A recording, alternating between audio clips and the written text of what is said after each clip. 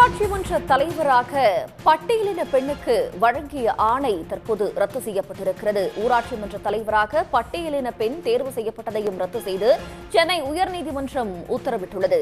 மாதனூர் ஒன்றியம் நாயக்கநேரி ஊராட்சி தலைவர் பதவி பட்டியலினத்தவருக்கு ஒதுக்கப்பட்டதை எதிர்த்து மனு அளிக்கப்பட்டிருந்தது. முன்னாள் ஊராட்சி மன்ற தலைவர் சிவகுமார், முன்னாள் வார்டு உறுப்பினர் செல்வராஜ் ஆகியவர்கள் மனு தாக்கல் செய்திருந்த நிலையில் இந்த ஆணையானது பிறப்பிக்கப்பட்டுள்ளது. இது பற்றிய கூடுதல் விவரங்களை தருவதற்காக சிறப்பு செய்தியாளர் திரு ரமேஷ்குமார் இணைகிறார். ரமேஷ், மேலதிக விவரங்கள்.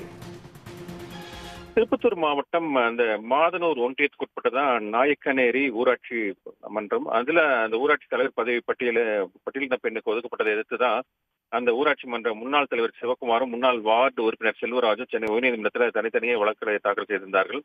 அந்த மனுவில் மலை கிராமமான நாயக்கநேரியில 9 வார்டுகள்ல 3400 உள்ளதாகவும், கிராமத்தினுடைய மக்கள் தொகையில 66% பழங்குடியினரும் மீதமுள்ள 34% பிற்படுத்தப்பட்டோரும் மிகவும் பிற்படுத்தப்பட்டோர் உள்ளதாக குறிப்பிட்டுள்ளனர்.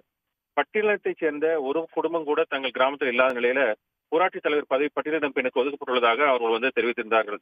சம்பந்தப்பட்ட பஞ்சாயத்தில் பட்டியலினத்திற்கோ பழங்குடியினருக்கோ பெண்களுக்கோ ஒட்டுமொத்த மக்கள் தொகை விகிதாச்சாரத்தின் அடிப்படையில் அதிகமாக இருந்தால்தான் அவர்களுக்கு ஒதுக்கீடு செய்யப்பட வேண்டும் என விதி உள்ள நிலையில அது பின்பற்றப்படவில்லை என்றும் தெரிவித்திருந்தார்.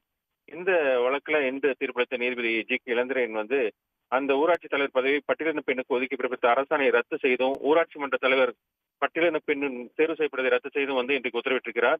நாயக்கநேரி ஊராட்சி தலைவர் பதவியை பொது பிரிவைச் சேர்ந்த பெண் அல்லது பழங்குடியின பிரிவு பெண்ணுக்கு 4 வாரங்கள் ஒதுக்க உத்தரவிட்டு நீதிபதி அந்த வழக்கை முடித்து வைத்து உத்தரவிட்டிருக்கிறார். தங்களுடைய விவரங்களுக்கு நன்றி திரு ரமேஷ்குமார். உடனுக்குடன் செய்திகளை தெரிந்து கொள்ள சன் நியூஸ் பெல் ஐகானை கிளிக் பண்ணுங்க.